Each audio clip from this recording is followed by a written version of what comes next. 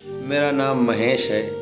मैं कानपुर का रहने वाला हूँ। मेरी उम्र 36 साल, हाइट 5 फुट 6 इंच, गोरा बदन, चिकना चेहरा, और मैं यहाँ पर एमबीए की तैयारी कर रहा हूँ। जैसा कि आप लोग जानते हैं कि मैं बचपन से ही रोमांटिक कहानियाँ, स्टोरियाँ पढ़ता रहा, और इन्हीं में हमको बचपन से इंटरेस्ट ज़्यादा रहा। जीवन में मेरे साथ एक ऐसी घटना घटी जिसके बारे में आप से बताने जा रहा हूँ। यह कहानी आपको अच्छी लगे तो हमारे चैनल को सब्सक्राइब जरूर कर लीजिएगा। दोस्तों, जहाँ मैं रह रहा था वहाँ पर एक आंटी जी सामने वाले घर में रह रही थी। आंटी जितनी खूबसूरत, जवान और हसीन थी, जिनकी उम्र लगभग 27-28 साल ही होगी।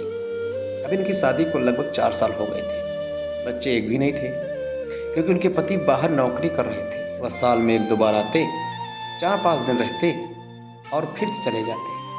आंटी जी बहुत ही अच्छी तरह से अपना जीवन नहीं बिता पा रही थी। समय निकल गया, कभी कभी हमारी छत पर मुलाकात हो जाती, लेकिन हमसे बात नहीं होती। एक दिन छत पर मैंने देखा कुछ काम कर रही थी। तब तक मैं भी छत पर पहुंच गया।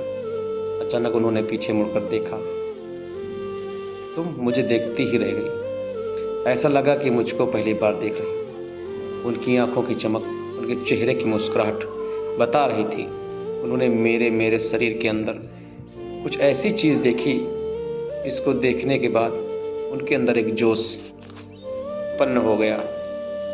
मेरी मम्मी हमेशा कहा करती थी कि शादी कर दी जाए, लेकिन मैं हमेशा मना करता था कि मुझे अभी शादी नहीं करनी है, कुछ बनकर दिखाना है। पिताजी भी एक दिन कहे कि बेटा तू शादी कर ले। मैंने कहा कोई अच्छी लड़की नहीं मिलती, तब तक मैं शादी नहीं करूँगा। मैं बहुत परेशान था। तब तक शाम को मामा जी आ जाते हैं। सब लोग बैठकर खाना खा रहे थे, तब तक शादी की कुछ बात चलती है।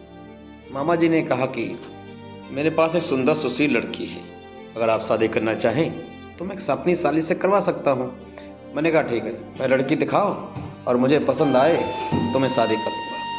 ठीक है, चल बेटा मेरे साथ, मैं तेरे को भी लड़की दिखाता हूँ। मैं मामा के गाँव पहुँचे। वहाँ पर हमें बहुत अच्छा लगता था। बचपन में कई बार गया था। अब नाना जी नहीं रहे, अब तो बुरा लगता है, भी जाना तो पड़ता है। मामा मामी जी बहुत प्यार करते हैं। फिर मामा जी हमको उस लड़की के घर ले जाते हैं जिसके लिए बात हुई थी। घर वालों को पहले ही फ़ोन कर दिया गया था। हम लोग पहुँचे हैं तो लड़की को देखा। देखते ही ऐसा लगा कि शायद कोई हूर परी उतरी हो। इतनी खूबसूरत लड़की तो मैंने आज तक नहीं देखी। गुलाबी होंठ, हिरनी जैसी चाल, लंबे बाल, चाल बेमिसाल, बोले तो फूल झड़ते थे। मेरा मन तो ही विचलित हो गया। फिर भी मैंने अपने आप को बहुत कंट्रोल किया। फिर घर वालों ने कहा कि अगर चाहो तो तुम थोड़ी बहुत बात कर सकते हो। मुझे अकेला छोड़ दिया गया। हम दोनों ने एक दूसरे से खुलकर बात करने के लिए एक एकांत रूम ढूंढना जरूरी था। जब हम लोग एक रूम में अंदर जाकर बैठ गए और आपस में कुछ बातें करने लगे। अपना नाम बताओ। उसने अपना नाम रेशमा कहा। इतना प्यारा नाम था, इसको सुनने के बाद दिल को तसल्ली मिली। वह पलकें झुकाए मेरे सामने बैठी थी, शर्मा रही थी। मैंने उसे गालों को हाथ लगाया। बेचारी शक पका गई।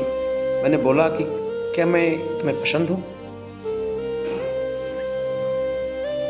उसने कहा जी हाँ।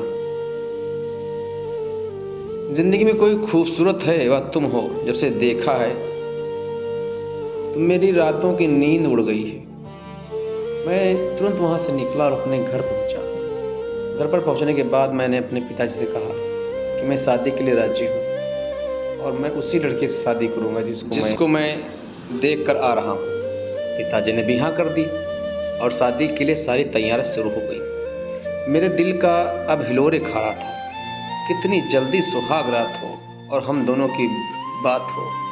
जल्दी वो समय आ गया। हम बारात लेकर घर पहुंच गए। नाश्ता होने के बाद द्वार चार के लिए बारात के लिए निकली। सभी लोग बहुत खुश थे। रात में शादी होती है। सुबह कलेवा के बाद विदाई हो जाती है। विदाई के वक्त हम दोनों गाड़ी में सवार होकर घर के लिए निकल लेते हैं। रास्ते में प्यास लगती है तो मैंने पूछा, रेशमा पानी पियोगे?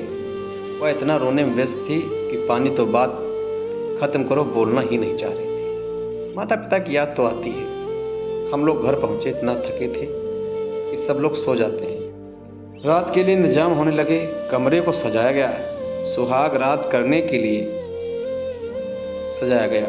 मेरे घर में एक बड़ी भाभी थी, मेरे पास आई और कहने लगी, चलो देवर जी तुम्हारा आइटम तैयार है। मैं भी राह ही देख रहा था। मैं तुरंत ही कमरे की तरफ भागा और जाकर के तुरंत कमरे को अंदर से बंद कर लिया और बेड के ऊपर जाकर बैठ गया। दुल्हन के रूप में मेरे अपने चेहरे को ढके हुए बैठी थी। मैंने घूंघट उठाया तो हुस्न की बला लग रही थी, स्वर्ग से उतरी या आसमान से परी लग रही थी। मैंने एक होठों से पप्पी ले ली। मेरे दिल की तसल्ली तूफान में बदल गई। कुछ देर बातें की, जिंदगी के मज़े लेने के लिए एक दूसरे में धीरे धीरे समाने लगे और इस कदर समा गए कि कुछ पता ही नहीं चला। रात में और सुबह हो गई। ज़िंदगी के सारे अरमान पूरे हुए और अरमानों के साथ ज़िंदगी अच्छे से गुजरने लगी। ज़िंदगी जीवन साथी के साथ बदल गई, अरमान पूरे हुए। रेशमा दिन प्रतिदिन मेरे परिवार में सभी सदस्यों की सेवा करती रही और सभी के दिल में अपनी जगह बना ली। दोस्तों, कहानी सुनने के बाद आपको अच्छी लगी हो तो मेरे चैनल को सब्सक्राइब जरूर करें। धन्यवाद।